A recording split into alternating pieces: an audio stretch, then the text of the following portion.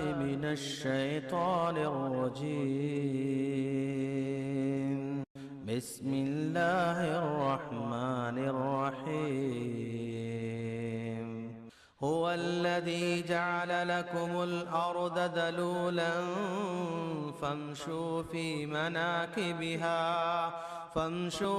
مناكبها وكلوا من رزقه وإليه النشور. آمنتم من في السماء أن يخسف بكم الأرض فإذا هي تمور أم أمنتم من في السماء أن يرسل عليكم حاصبا فستعلمون كيف نذير. All India अहले हदीस conference के सदर हाफिज मोहम्मद यहिया साहब, यहाँ इस स्टेज पर मौजूद सभी मोअज़्ज़िज़ हस्तियां, आज के इस कॉन्फ्रेंस में शामिल होने आए हुए हिंदुस्तान के कोने कोने से हमारे बुजुर्गों, दोस्तों, भाइयों और नौजवान साथियों, मुझे बेहद खुशी है कि आज जमायत अहले हदीस के ज़ेर एहतमाम दहशतगर्दी पर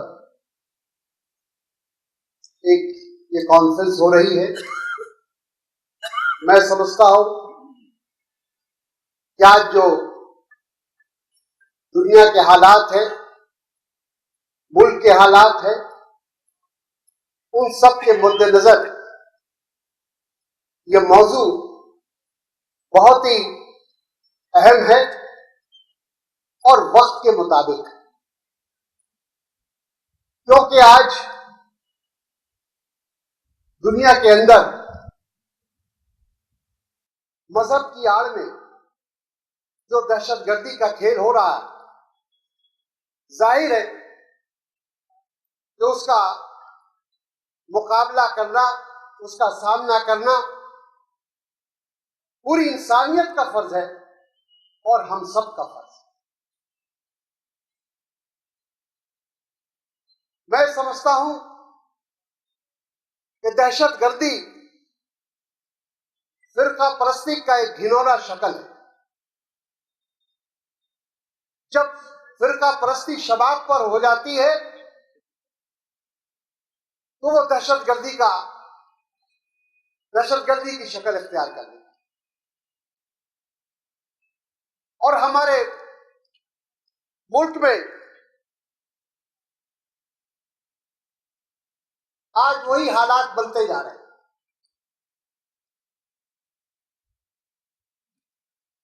फिरका परस्ती किसी भी मजहब की हो, वो काबिल मुजम्मत है। चाहे वो हिंदू फिरका परस्ती हो, मुस्लिम फिरका परस्ती हो, पारसी हो, सिख हो, किसी भी मजहब का फिरका परस्ती। यह मुमकिन नहीं है कि हम दूसरे फिरका के लोगों का, दूसरे मजहब के लोगों की फिरका परस्ती की मजम्मत करें, लेकिन हमारे अंदर जो लोग हैं हम उनकी मजम्मत न करें। ये दोहरी नीति हो और इसलिए जरूरी है कि हम लोग किसी भी तरह की फिरका परस्ती है तो उसकी हमें मजम्मत करनी हो। मुल्क के कौमी एकजुटती के लिए मैं समझता हूं कि बहुत ही जरूरी है कि हम इन ऐसी सियासत से ऊपर उठे जो सिर्फ अपने थोड़े से फायदे के लिए मुल्क को एक ऐसे रास्ते पर लेकर चलना चाहते हैं जिसमें आने वाले दिनों में मुल्क की सानमियत खतरे में पड़ सकती है। जहां तक दहशतगर्दी का सवाल है, किसी भी मजहब में दहशतगर्दी की इजाजत नहीं। हर मजहब इंसानियत का पैगाम देता है, मानवता का पैगाम देता है, भाईचारगी का पैगाम देता है। लेकिन हम लोग अपने फायदे के लिए कभी कभी उसका इस्तेमाल करते हैं, और वही हो रहा है। आज जरूरत इस बात की है कि ऐसे लोगों के चेहरे पर से नकाब हटाया जाए जो मुल्क के अमन अमान के लिए, जो दुनिया के अमन अमान के लिए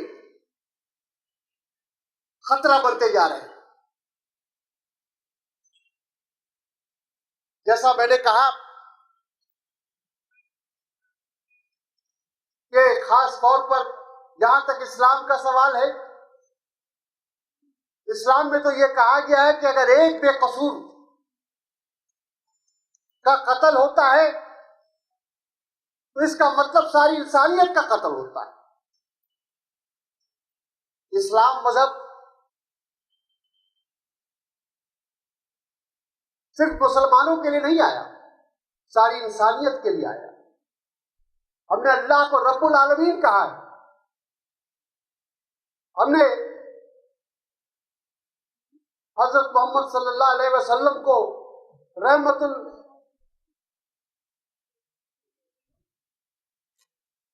रहमतुल आलमीन का कहा है।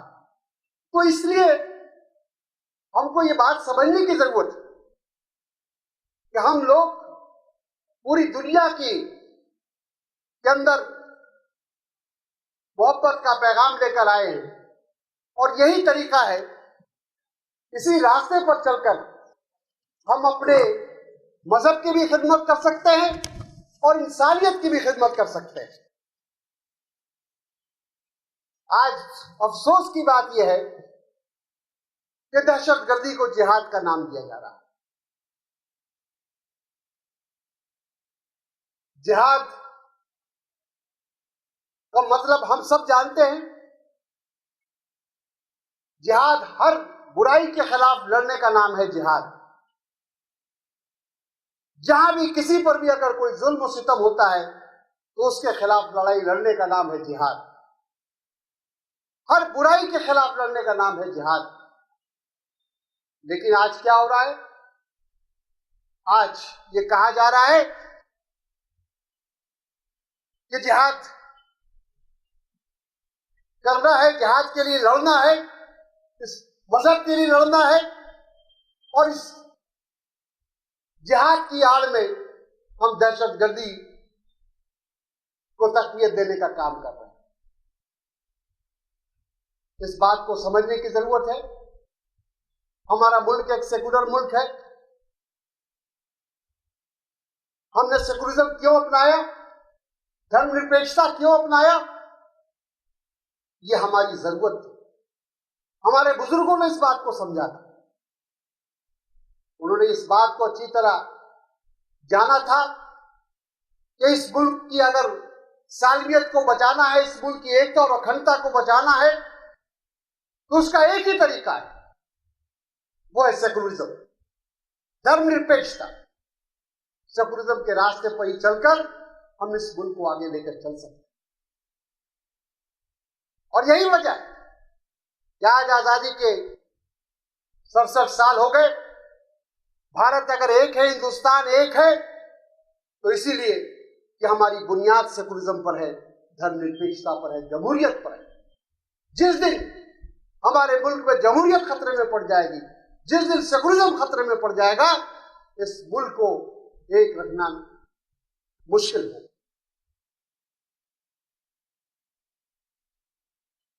मैं उम्मीद करता हूं, क्योंकि गांधी जी ने हम सबको सिखाया है सर्वधर्म समभाव, यानी सारे मजहब की इज्जत करना, सारे मजहब को का सम्मान करना, और यही हमारी सबसे बड़ी ताकत है, यही हमारी सबसे बड़ी कुव्वत है। हम मजहब को सियासत के लिए इस्तेमाल नहीं करें, बल्कि इंसानियत की खिदमत के लिए उसका इस्तेमाल करें, तभी हमारा सही मकसद पूरा होगा। आज इस्लामिक स्टेट का जो नारा दे रहे हैं वो भी गलत है, लेकिन जो हिंदू राष्ट्र की बात कर रहे हैं वो भी गलत है। दोनों ही मुजम्मत के लायक हैं। हम लोग सुख और शांति से रहना चाहते हैं, भाईचारगी से रहना चाहते हैं, लेकिन हमारे बीच में कुछ ऐसी दीवारें खड़ी करने की कोशिश होती है, ऐसे ही घृणा पैदा करने की कोशिश होती है, जिससे हम लोग आपस में बढ़ जाए और उसका फायदा उनको मिले। इस मुल्क का आज बदकिस्मती से जो इस मुल्क का निजाम आज जिन लोगों के हाथों में है, उनका नजरिया क्या है, उनके ख्यालात क्या है, उनकी सोच क्या है, इससे हम और आप वाकिफ हैं। हालांकि उनकी तादाद ज्यादा नहीं है। अभी जो लोकसभा का चुनाव हुआ, हर तरह से माहौल को बिगाड़ने की कोशिश हुई, चाहे वो मुजफ्फरनगर हो, चाहे वो दूसरे मुल्क के दूसरे हिस्से हो। लोगों के अंदर एक मजहबी जलूल पैदा करने का प्रयास हुआ, कोशिश हुई, लेकिन उसके बावजूद भी ये हमारे मुल्क की सबसे बड़ी खासियत है, खूबसूरती है कि इन सब के बावजूद भी जो लोग आज हुकूमत में हैं, उनको सिर्फ 31% लोगों का समर्थन मिला, उनको 31% लोगों का सपोर्ट मिला। यानी इस मुल्क के जो बहुमत है, जो अक्सरियत है, वो इस मुल्क को एक देखना चाहती है, उस मुल्क के अंदर शांति चाहती है, भाईचारगी चाहती है, आपस में मेल और मिलाप चाहती है। तो जहां मुल्क के लोग ये चाहते हैं कि मुल्क के अंदर मिलकर जुलकर रहे, और वहां अगर कुछ लोग इस बात की कोशिश करते हैं तो उनसे होशियार रहने की जरूरत है। मैं एक बार फिर आप सबसे यही उम्मीद करूंगा कि हम लोग जो आज हम लोगों ने जिस मौजू पर यहाँ हम जमा हुए हैं, इस पर यहाँ से लौटने के बाद अपने अपने इलाकों में जाकर लोगों को बताने की जरूरत है कि हमारा हम या हमारा मजहब क्या हमें तालीम देता है, उसी तालीम पर हम लोगों को चलना है, और तभी जाकर हम मुल्क की खिदमत सही मानों में कर सकेंगे। मैं आपका ज्यादा वक्त नहीं लूंगा। मैं एक बार फिर जब अहले हदीस जमात की उनका शुक्रिया अदा करेंगे और उम्मीद करेंगे कि इस तरह की जमात और इस तरह की कॉन्फ्रेंस करके आप जो लोगों को एक तरह से उनके अंदर एक जज्बा पैदा करने का जो कोशिश कर रहे हैं, हम उसके लिए अपनी तरफ से, अपनी पार्टी की तरफ से आपका बहुत बहुत शुक्रिया अदा करते हैं। इन्हीं अल्फाजों के साथ आप सबको मेरा सलाम, बहुत बहुत शुक्रिया।